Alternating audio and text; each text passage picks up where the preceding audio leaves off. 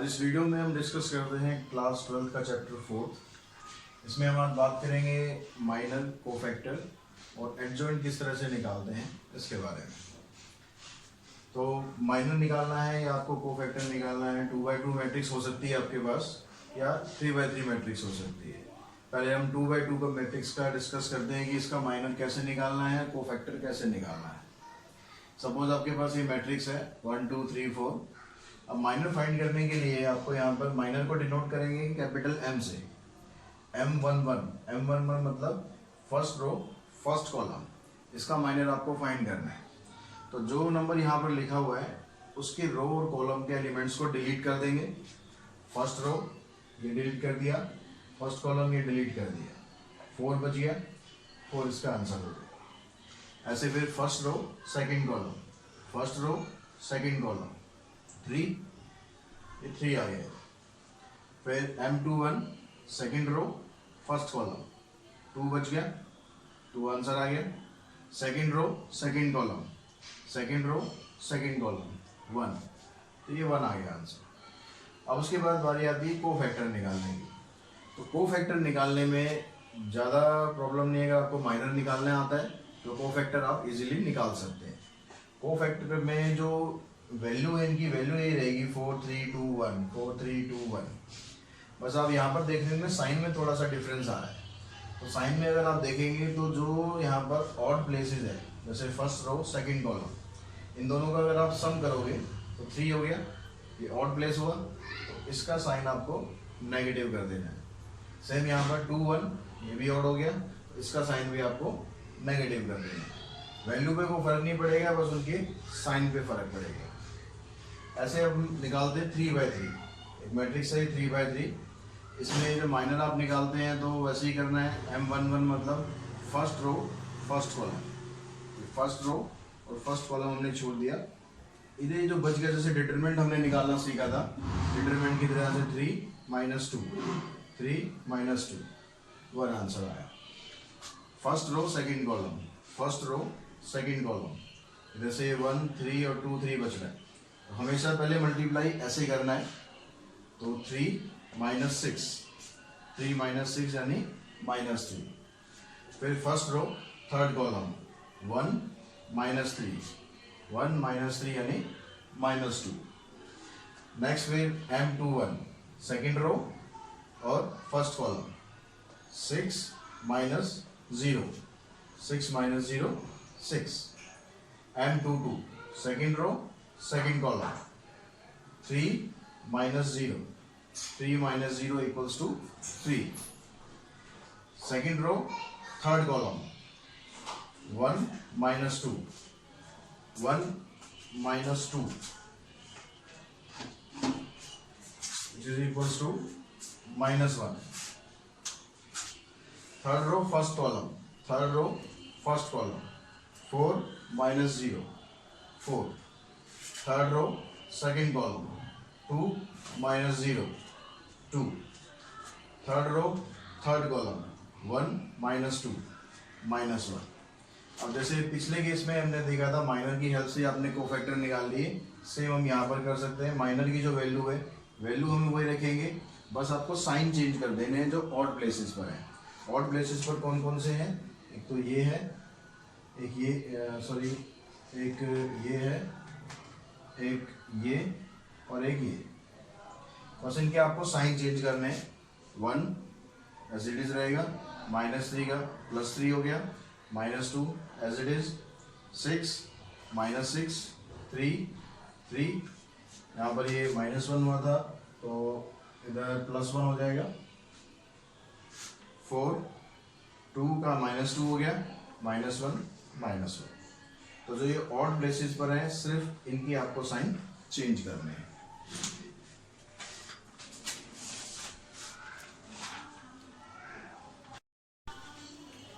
अब हम डिस्कस करते हैं कि किसी भी मैट्रिक्स का एडजॉइंट कैसे निकाला जाता है और उसका इनवर्स कैसे निकाला जाता है। तो एडजॉइंट की जो डेफिनेशन है उसके अकॉर्डिंग क्या होता है, late A be a square matrix of order greater than or equals to 2, then the adjoint of A is the transpose of the matrix Aij where aij is cofactor of the element aij। जैसे अभी हमने सीखा कि cofactor कैसे निकालते हैं, उस cofactor का अगर हम ट्रांसपोज कर दें तो जो हमारे पास मैट्रिक्स आएगी उसको बोलते हैं एडजॉइंट ऑफ ए, और डिनोट करते हैं उसे डिनोटेड बाय एडजॉइंट ऑफ ए। ये 2x2 मैट्रिक्स का एग्जांपल लिया हमने। ए दे रखी है आपको 3 5 -1 7। जैसे अभी आपको बताया था माइनर कोफैक्टर दोनों बताए थे, तो डायरेक्टली आप कोफैक्टर भी निकाल सकते हैं, माइनर निकालने की ज़रूरत नहीं है। अगर आप कोफैक्टर निकालेंगे तो बस साइन का ध्यान रखेंगे, जो इस प्लेस पर आएगा और इस प्लेस पर आएगा उसका साइन आपको चेंज करना है। तो A11 first row first column 7 बचा, 7 इधर आ गया। फर्स्ट रो सेकंड कॉलम -1 है, इसका साइन चेंज हो जाएगा, +1 हो जाएगा। सेकेंड रो फर्स्ट कॉलम 5, इसका भी साइन चेंज हो जाएगा, -5। सेकेंड रो सेकेंड कॉलम 3 बच गया, 3 आ गया। तो इसका एडजॉइंट क्या होगा, अब इसका आपको ट्रांसपोज करके लिख देना है। जैसे ये 7 1 रो में आ रहे हैं, इसको कॉलम में लिख दिया, -5 और 3 इसको भी कॉलम में लिख दिया, तो ये आ जाएगा adjoint of A.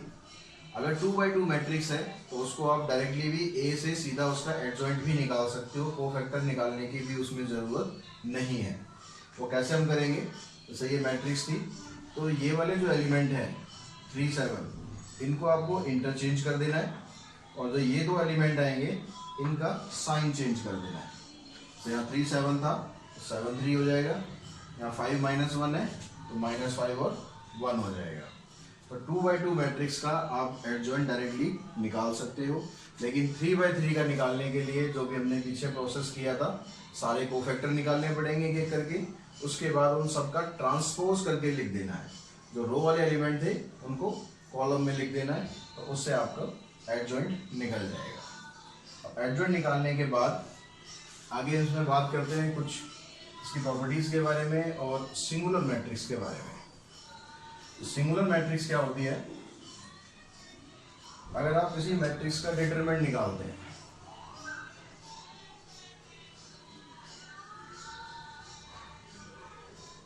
If determinant of A equals to 0 then it is called singular matrix।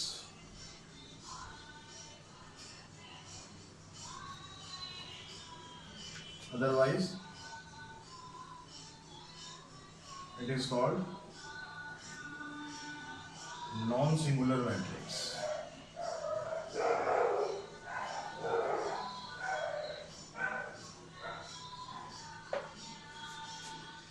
Singular matrix होगी अगर डिटरमिनेंट आपने फाइंड किया, डिटरमिनेंट अगर 0 आता है तो उसको हम बोलते हैं सिंगुलर मैट्रिक्स, और अगर डिटरमिनेंट उसका 0 नहीं आएगा तो उसको बोलेंगे हम नॉन सिंगुलर मैट्रिक्स।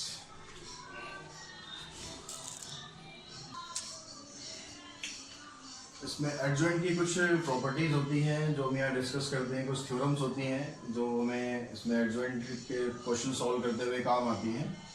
सबसे जो फर्स्ट थ्योरम है उसमें है ए इंटू में adjoint of A equals to determinant of A into में identity matrix of order N. मतलब जो ए या एडजॉइंट ऑफ ए का ऑर्डर होगा वही ऑर्डर आपको आइडेंटिटी मैट्रिक्स का लेना है, equals to adjoint of A into में ए। इन तीनों का जो रिजल्ट होता है वो हमेशा बराबर होगा।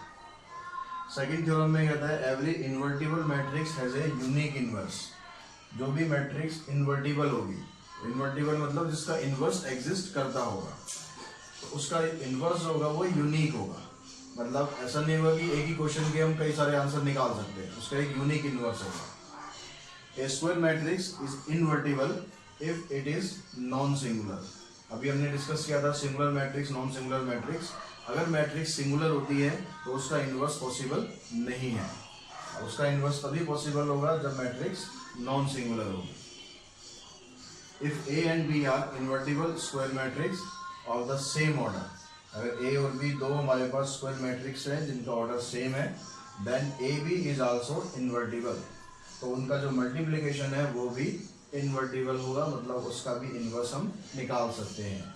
And A B inverse equals to B inverse into A inverse, उन दोनों को मल्टीप्लाई करने के बाद जो मैट्रिक्स आएगी उसका इनवर्स अगर हम निकालें तो वो बी इनवर्स और इंटू में ए इनवर्स के बराबर होगा। फिफ्थ थ्योरम में if A is invertible matrix then A dash मतलब A transpose is also invertible and transpose of inverse equals to A inverse का ट्रांसपोज। अगर मैट्रिक्स इन्वर्टिबल होगी तो उसका ट्रांसपोज होगा वो भी इन्वर्टिबल होगा, और ट्रांसपोज का इन्वर्स निकालने के बाद या फिर इन्वर्स का ट्रांसपोज हम करें तो दोनों का रिजल्ट आपस में इक्वल होगा।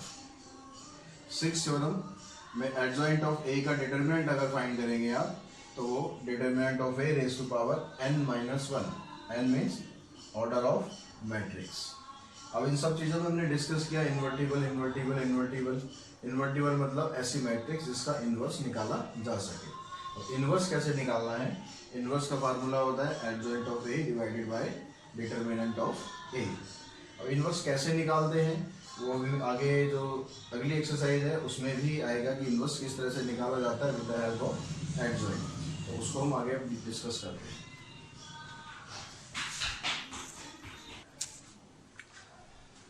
तो इन्वर्स निकालने से पहले हम इसकी जो लीनियर इक्वेशंस इसमें हम यूज़ करेंगे उनके बारे में थोड़ा एक बार डिस्कस और करते हैं। अगर डिटरमिनेंट आपने फाइंड किया, determinant of A is not equals to 0 then system is consistent and has a unique solution. यानी अगर डिटरमिनेंट नॉट इक्वल्स टू 0 होता है तो सिस्टम का एक सॉल्यूशन पॉसिबल है जो कि आपको निकालना होगा। If determinant of A equals to 0 and adjoint of A into में बी ऑल्सो इक्वल्स टू 0, पहले आप डिटरमिनेंट ऑफ ए निकालेंगे, अगर वो नॉट इक्वल्स टू 0 आ गया तो सॉल्यूशन पॉसिबल है ही, अगर वो भी इक्वल्स टू 0 आ रहा है तो adjoint of A into B find करेंगे, वो भी अगर 0 आ रहा है तो सिस्टम जो है वो कंसिस्टेंट तो है लेकिन उसके इनफिनाइट मैनी सॉल्यूशन है, तो वो उसको हम आगे प्रोसीड नहीं करेंगे। अगर आपने डिटरमिनेंट ऑफ ए फाइंड किया वो 0 आ रहा है, एडजॉइंट ऑफ ए इंटू में बी फाइंड किया वो नॉट इक्वल्स टू 0 आ रहा है, दैट मीन्स सिस्टम इनकंसिस्टेंट है, उसका सॉल्यूशन पॉसिबल नहीं है। अब हम डिस्कस करते हैं कि सिस्टम का सॉल्यूशन हमें निकालना कैसे है with the help of inverse. पीछे हमने थ्योरम अभी आपको बताया मैंने, उसमें इनवर्स निकालना नहीं बताया था, अब वो चीज़ हम यहाँ भी करेंगे, इनवर्स भी निकालेंगे प्लस इक्वेशन को सॉल्व भी करेंगे। तो फॉर एग्जांपल आपके पास ये इक्वेशन है टू वेरिएबल्स में, 5x minus 7y equals to 2, 7x minus 5y equals to 3। देखिए given system of equation can be written as, ये जो सिस्टम आपको दिया हुआ है इसको आप ऐसे लिख सकते हैं, यहाँ से इसका कोफिशिएंट लिया 5 माइनस 7 7 माइनस 5, जो वेरिएबल्स है इसमें उसको लेना आपको कॉलम में, ताकि आप जो मैट्रिक्स मल्टीप्लिकेशन में आपको सिखाया गया था, मैट्रिक्स को अगर ऐसे मल्टीप्लाई करेंगे तो ये इक्वेशन आपकी बनेगी इक्वल्स टू 2 और 3, ये भी आपको लेने कॉलम में। इसमें ये हो गया हमारा a, ये हो गया x, ये हो गया b, यानी a इंटू में x इक्वल्स टू b। अब सबसे पहले हम क्या करेंगे, डिटरमिनेंट ऑफ a फाइंड करेंगे। डिटरमिनेंट हमने यहाँ पर निकाला, डिटरमिनेंट आ रहा है हमारा 24 which is not equals to 0। इसका मतलब होगा कि इसका इनवर्स एग्जिस्ट करेगा, इनवर्स एग्जिस्ट करेगा यानी उसका एक सॉल्यूशन पॉसिबल है। अब सॉल्यूशन निकालने के लिए पहले हम निकालेंगे एडजॉइंट। एडजॉइंट आपको 2/2 मैट्रिक्स का डायरेक्ट बताया था कि इन दोनों को इंटरचेंज कर देना है, 5 इधर आ जाएगा माइनस 5 इधर पहुंच जाएगा, और इन दोनों के साइन चेंज करने हैं, ये 7 का -7 हो जाएगा और इस -7 का +7 हो जाएगा। अब एडजॉइंट हमारे पास आ गया, डिटरमिनेंट हमारे पास आ गया, इनवर्स का फार्मूला था adjoint of A divided by determinant, तो डिटरमिनेंट को आप ऐसे लिख लेंगे यहाँ पर 1/24 इंटू में एडजॉइंट ऑफ ए। अब इसको मल्टीप्लाई करेंगे, मल्टीप्लाई ये तो हो गया आपका, यहाँ तक हो गया कि इनवर्स इस तरह से निकालना है। अब इक्वेशन को सॉल्व करने के लिए जो हमारे पास ये टर्म आई हुई है ax इक्वल्स टू b, इसका यूज करेंगे।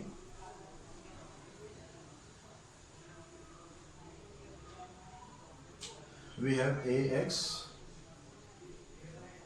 इक्वल्स टू b, अगर आप a को उधर शिफ्ट करते हैं तो ये हो जाता है इनवर्स। x की वैल्यू, x मैट्रिक्स थी हमारी xy, a इनवर्स ये हमने फाइंड किया, इस 24 को भी बाहर ही रखना है। अगर इससे अंदर वाली टर्म कंप्लीटली डिवाइड हो जाए तो अंदर लेके जाना, अदरवाइज नहीं। इनटू में बी आया, 2 इंटू में 3।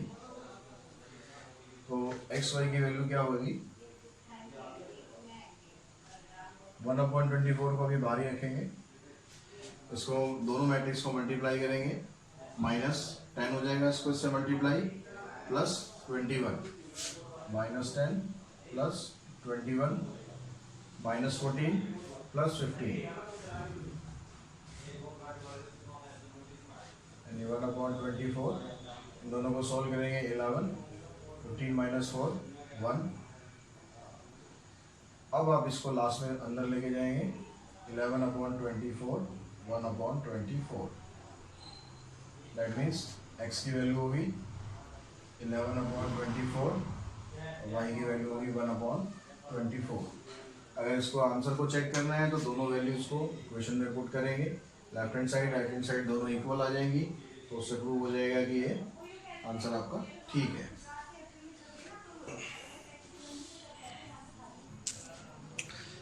अब इसी तरह हम डिस्कस करेंगे, अगर हमारे पास इक्वेशन में 3 वेरिएबल आए तो उन 3 वेरिएबल को हम मैट्रिक्स मेथड की हेल्प से किस तरह सॉल्व करेंगे।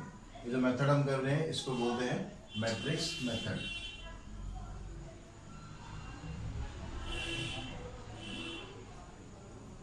और 6 मार्क्स का ये क्वेश्चन आता है आपका बोर्ड एग्जाम में, इस साल भी आया था। तो बहुत इजी क्वेश्चन है। जैसे 2/2 का तो हमने डिस्कस किया, 2/2 का 6 मार्क्स में नहीं आएगा, 3/3 का आता है। तो जिस तरह आपके पास ये इक्वेशन दी हुई है, 3x + 2y - 2z = 3, x + 2y + 3z = 6, 2x - y + z = 2। जिस तरह पिछले क्वेश्चन में हमने करा था, सेम वही हम करेंगे यहाँ पर। 3, 2 और -2, इन तीनों के कोफिशिएंट लिए 1, 2 और 3, 1, 2 और 3, 2 - 1 1, 2 - 1 1। उसके बाद जो उसके यहाँ पर वेरिएबल्स दिए हुए हैं, वेरिएबल्स को हमेशा आपको कॉलम में लेना है। इक्वल्स टू बी मैट्रिक्स हो गई 3, 6, 2, तो बी मैट्रिक्स को आपने यहाँ लिया, यानी AX = B। उसके बाद सबसे पहला काम हमेशा करना है आपको, डिटर्मिनेंट फाइंड करना है। डिटर्मिनेंट चेक करेंगे। डिटर्मिनेंट जैसे हमने निकालना सीखा हुआ है कि 3 इंटू में 2 + 3, पूरा मेथड, ये वाली टर्म माइनस लेनी है तो पूरा मेथड आपने पहले पिछले वीडियोस में देख के सीख लिया होगा, प्रैक्टिस कर ली होगी। तो डिटर्मिनेंट आपने फाइंड किया, डिटर्मिनेंट आ गया आपका 35। उसके बाद दिखाना है कि डिटर्मिनेंट नॉट इक्वल्स टू 0 है, इसलिए इसका इन्वर्स एग्जिस्ट करता है। उसके बाद फिर इसमें हमें निकालना पड़ेगा कोफैक्टर, क्योंकि 2/2 में तो हम डायरेक्ट एडजॉइंट पे जा रहे थे, लेकिन अब यहाँ पर आपको पहले कोफैक्टर फाइंड करने पड़ेंगे।